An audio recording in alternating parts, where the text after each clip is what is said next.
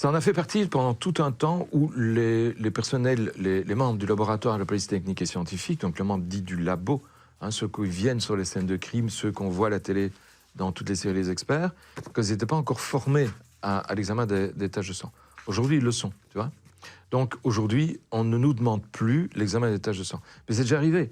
Je me souviens d'une scène de crime où on n'avait pas le cadavre, on était sûr que la personne était morte, et où les gens du labo m'ont demandé, viens un peu voir, pour analyser les taches de sang. Et d'après les taches de sang, j'avais pu dire qu'il a été frappé au crâne à cause de la hauteur des taches, à cause de l'orientation des jets, et que c'était une artère qui avait été touchée.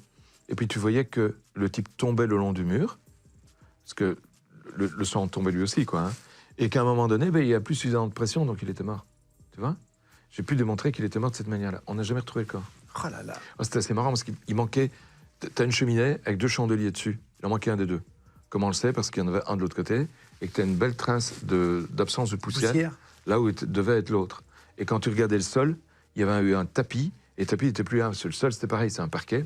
Tu as une partie du parquet qui était marquée par l'emplacement du tapis, quoi. Donc, j'en ai déduit que le type avait été tué avec le chandelier. Oui, c'est Cluedo.